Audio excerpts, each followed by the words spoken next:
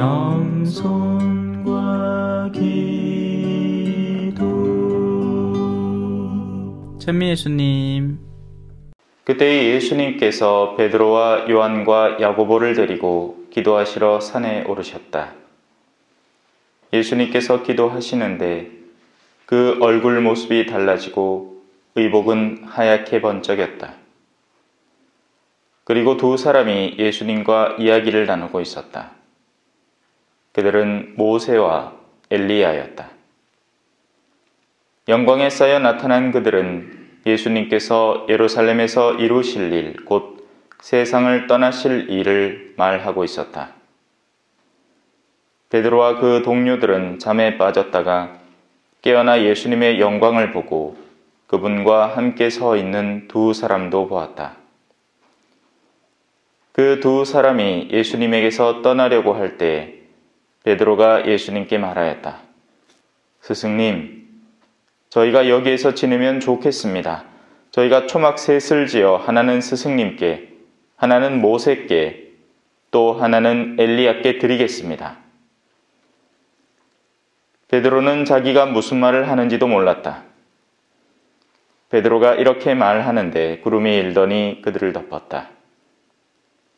그들이 구름 속으로 들어가자 제자들은 그만 겁이 났다. 이어 구름 속에서 이는 내가 선택한 아들이니 너희는 그의 말을 들어라 하는 소리가 났다. 이러한 소리가 울린 뒤에는 예수님만 보였다. 제자들은 침묵을 지켜 자기들이 본 것을 그때에는 아무에게도 알리지 않았다. 주님의 말씀입니다.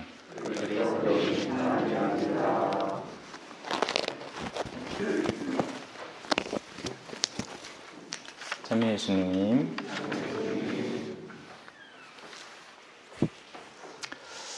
어느 학교에서 시험을 쳤습니다. 이미 답은 알려져 있던 시험이었습니다.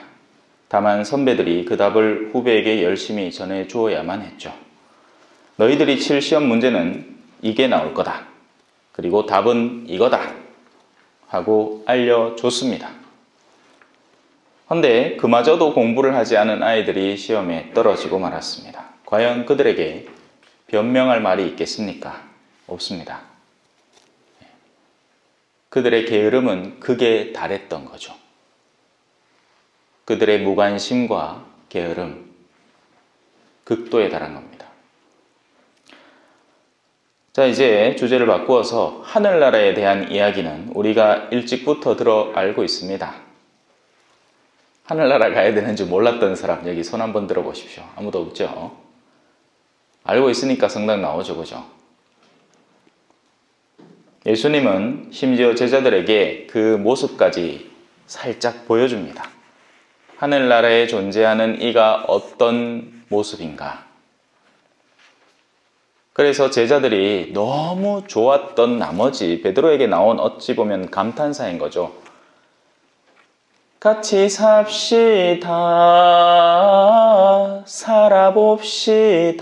살아봅시다. 과연 우리 서로 잘 맞는지 어떤지를 초막에서 보면 어떨지. 죄송합니다. 이 분위기 아닌 거 알고 있습니다.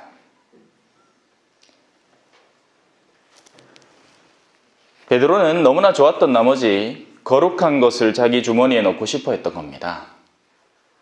잘못된 거죠. 인간의 소유하려는 행태는 바로 그런 겁니다. 뭔가 좋은 게 있다 싶으면 전부 다 지 주머니에 넣으려고 합니다. 그리고 그 수단을 강화시켜주는 도구가 뭐겠습니까? 돈입니다. 그래서 사람들은 돈을 사랑하는 거예요. 돈이 있으면 저 차 좋아 보이는데 우리 집 차고에 넣으면 됩니다. 차고 부족하면 돈 더 벌어가지고 차고 지으면 됩니다. 가구 하나 좋은 거 봤는데 집에 넣으면 됩니다. 돈만 있으면 사오면 되니까요. 옷에는 하기야 옷에는 그런지 모르겠는데 한때는 농촌 총각들 결혼하라고 외국에서 며느리까지 사왔습니다. 돈이면 안 되는 게 없어 보이는 세상입니다. 쾌락, 섹스, 모든 권력과 명예, 돈과 연계되어 있죠. 그러니 미친 듯이 돈을 사랑하기 시작하는 겁니다. 제자들이 보였던 행태도 그와 사실은 유사합니다. 하늘나라의 영광을 받는데 무엇이 정답이겠습니까? 우리가 하늘나라로 가야죠. 하늘나라를 당겨서 지상에서 어떻게든 누려볼 게 아니라 우리가 하늘나라를 가려고 내면을 다지고 준비를 해야죠. 하지만 인간의 어리석음은 끝이 없습니다. 하늘나라의 무언가를 내가 소유할 수 있을 거라고 착각하는 거죠. 초막을 지으면 여러분 궁궐에 살다가 초막 살락하면 살겠어요? 바보 아닌다면 그렇게 안 살 거예요. 전적으로 인간적인 베드로의 욕구였던 겁니다. 자, 이미 답을 알려준 거나 다름이 없었습니다. 하늘나라는 이러하다. 하늘나라는 모세와 엘리야와 예수님의 친교. 하늘나라는 그 어떤 마전장에도 희게할 수 없을 만큼의 가득한 영광이 가득한 곳이다. 무엇보다도 하늘나라는요, 그런 외적인 모습이 사실 주가 아닙니다. 내면의 맑음, 거리낌 없음, 사랑하는 이들의 서로의 관계, 이런 것들이 하늘나라의 영광의 주된 본질이죠. 반면 우리 지상은 어떻습니까? 지금 우크라이나 어때요?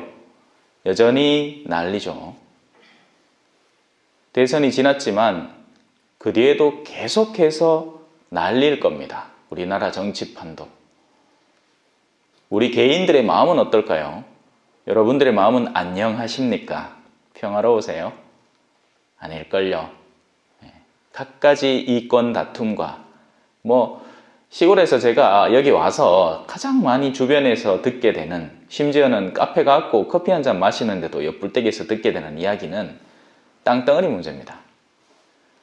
이게 내 땅인데 누가 건축하면서 담을 한 30cm 밀어갖고 했다. 이거는 이제 죽자 사자 이제 난리 나는 거예요. 이제. 자, 하느님의 영광을 보았는가? 여러분들은 과연 하느님의 영광을 보았을까요? 보았으면서도 못 보았다는 게 정답입니다. 왜? 여러분들은 매번 성체를 받아 모셔서 직접 입에 집어넣기 때문이죠.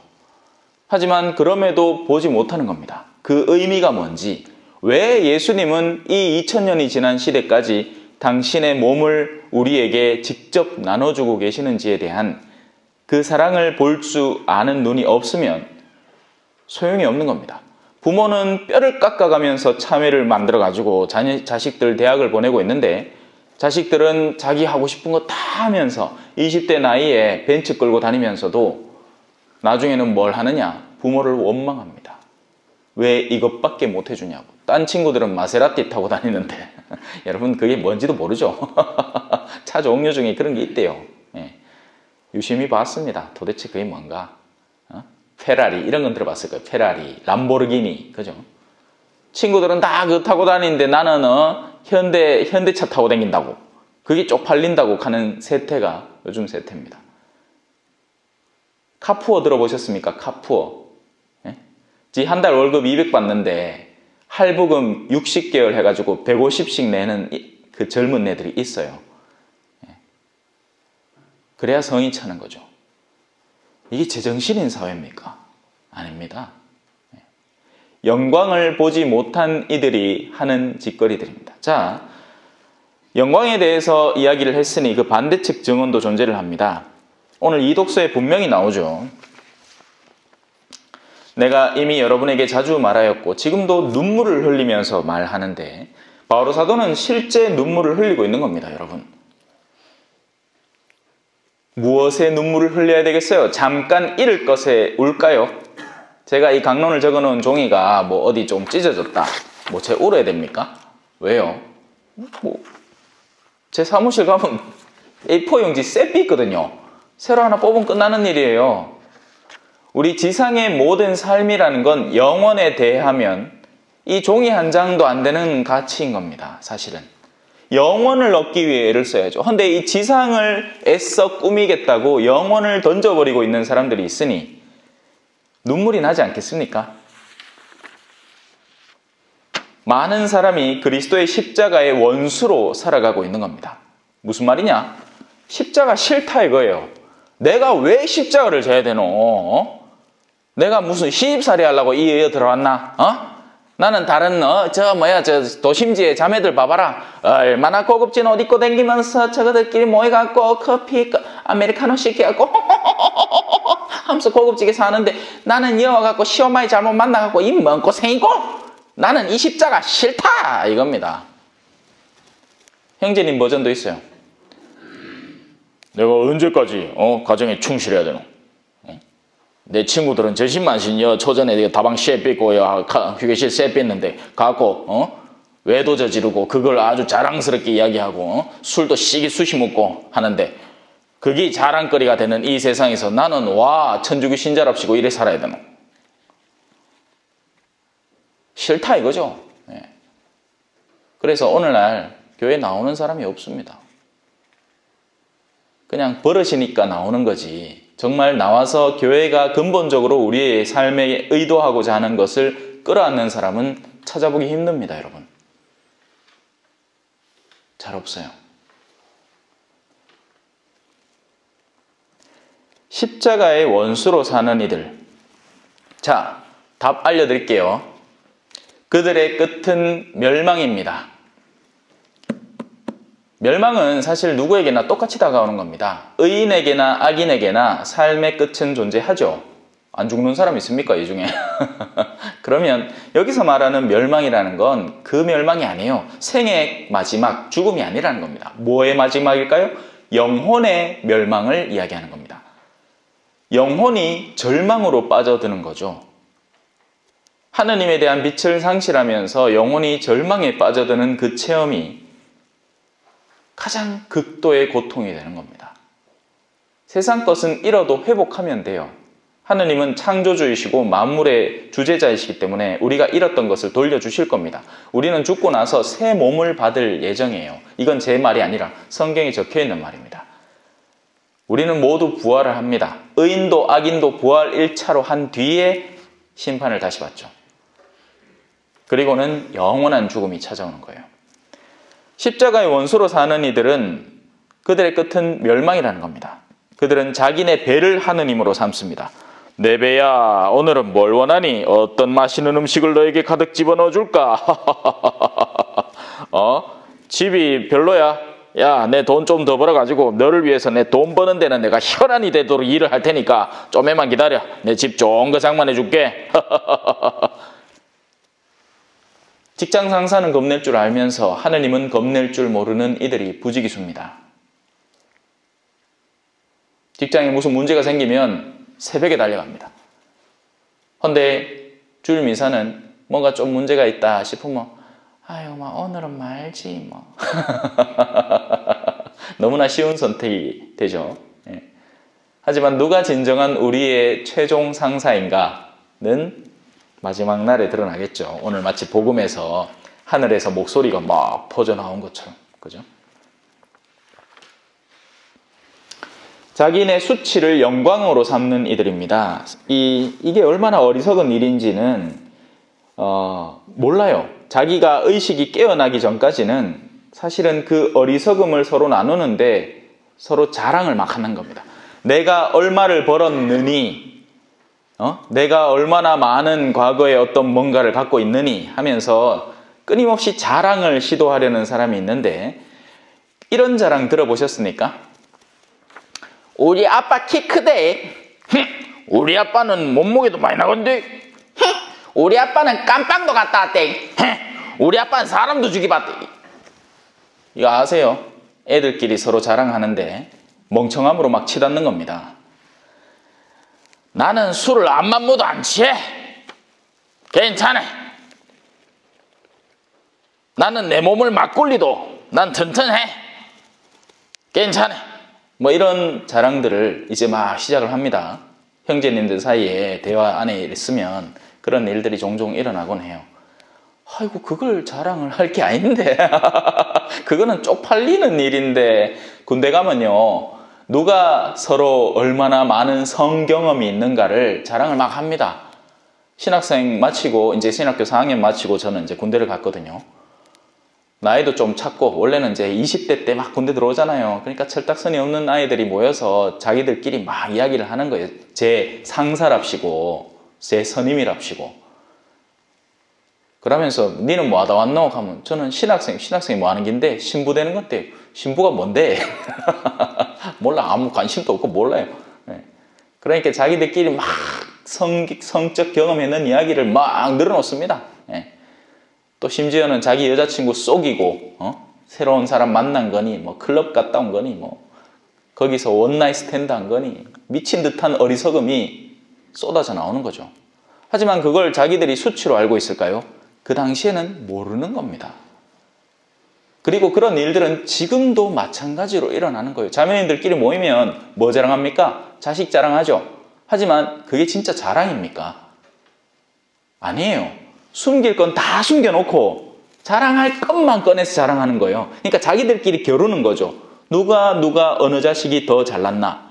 근데 실제 자식은 전화도 한 통 안 하고 찾아오지도 안 하고 맨날 오면 뭐 빼들어갈 생각만 하는데 그런 수치는 다 숨겨놓고 쓸데없는 자랑에만 혈안을 올리는 거죠. 누구를 위한 자랑입니까? 자랑거리 맞습니까, 진짜? 자, 그렇게 시험을 치면 틀린다고 성경에서 분명히 알려줬습니다. 그들의 끝은 멸망입니다. 그런데 고집이 꺾이지가 않습니다. 인간은 대단한 고집을 갖고 있거든요. 하느님은 우리에게 절대로 강요하지 않습니다. 강요하는 순간부터 우리의 자유는 망가지는 것이고요. 그러면 당신이 애초부터 시작한 구원 계획 자체를 당신 스스로 망가뜨리는 겁니다. 하느님은 이렇게 디자인하셨어요. 세상을 좋은 것으로 채우시고 인간에게 가장 좋은 선물을 주신 거예요. 그게 뭘까요? 우리가 가진 자유예요. 인간은 자유를 갖고 있기 때문에 다른 동물적 존재들이 절대로 할 수 없는 사랑을 할 수 있는 겁니다. 보다 더 고차원적인 사랑을 할 수 있는 거죠. 그런데 이 사랑을 하도록 창조된 자유를 거꾸로 쓰면 우크라이나 사태, 뭐 이번 대선판에서 서로 증오하면서 아주 독한 말을 쏘아대는 그런 사람들의 죄악들, 성적 쾌락을 찾아다니는 이들, 세상의 온갖 종류의 쾌락거리를 찾아다니는 이들이 탄생하기 시작하는 겁니다. 그러면 그들은 자연스럽게 뭘 시작할까요? 죄를 시작하고 그 죄의 결과는 뭡니까? 주변에 죽음을 흩뿌리는 겁니다. 아빠가 아내하고 옹냥 잘 살면 자식들도 같이 행복하겠죠. 그런데 아빠가 아내를 놔두고 딴 여자한테 막 눈을 돌리고 있으면 집에 돌아오면 아내는 화가 나가지고 성질 내고 둘이 싸우면 자식들이 그 마음이, 그 순진하고 맑은 마음이 죄악과 더러움으로 오염되기 시작하는 겁니다. 죄악의 결과는 분명히 죽음을 흩뿌리고 다니는 거죠.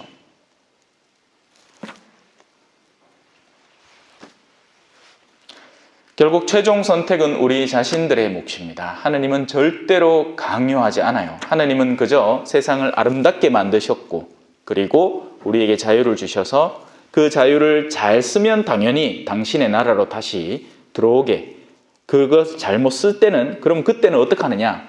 구원 계획을 만들어 놓은 거예요. 그 구원 계획이 바로 십자가이고 예수 그리스도이신 겁니다. 그런데 우리는 어때요? 죄를 지으면서도 십자가의 원수로 살고자 하니 그 끝이 어떻게 되겠습니까? 멸망인 겁니다. 너무나 당연한 시험 문제의 답이에요. 하나님은 우리더러 멸망에 빠지라고 한 적이 없습니다. 아니요, 거꾸로입니다. 어떻게든 살려보려고 애를 쓰세요. 그리고 우리는 그걸 마지막 날에 분명히 인지하게 될 겁니다. 아, 이렇게나 노력을 하셨는데 내가 그 모든 순간을 낭비해버렸구나 하는 깨달음을 얻게 될 겁니다. 자, 이야기를 조금 바꾸어서 홍어는 처음에는 싫죠. 보통은 다 그렇습니다. 그죠? 젊은 애들한테 홍어 한 접시 갖다 주면서 먹어봐라 하면 이걸 왜 먹습니까? 라고 합니다. 그 독한 냄새 때문에. 그죠? 하지만 잘 자꾸 경험을 하다 보면 맛을 들이게 됩니다. 저한테도 마찬가지 일이 일어났어요. 처음에는 너무 싫더라고요. 그 냄새가 너무 싫었어요. 역겹고. 근데 이제는 그 싸한 느낌 한 점 입에 딱 넣으면 코가 빵 뚫리면서, 그죠? 속에 딱 집어넣으면 왠지 막 위장에 있는 것 같이 막 해갖고 소화 자동으로 될 것 같은 그런 느낌. 속이 막 시원하면서 그거다 막걸리 한 잔 딱 입에 침이 샥 돌지 않습니까? 근데 이런 홍어처럼 선도 그렇고 죄악도 비슷합니다. 처음에는 싫었던 어떤 대상이 나중에는 아무렇지도 않게 되는 거죠. 처음에는 좋았던 가치가 살아가다 보면 뒤바뀌는 경우도 있습니다. 나중에는 싫은 가치가 되는 거예요. 자, 어떤 건지 한번 예를 몇 개 들어볼게요. 어릴 때는 정직함이 좋습니다. 어릴 때는 친구들과 우정이 좋죠. 밥을 한 끼 안 먹어도 숨바꼭질하러 놀러 다니던 게 어린 시절의 추억입니다. 저만 해도 그랬어요. 진우야, 밥 먹으러 온나? 하면 쪼매만! 하고 친구들하고 좀 더 놀고 오고 막 그랬어요. 하면 이제 나중에 엄마 몽디 들고 나오지, 그죠? 이놈 새끼 안 들어오냐? 하면서.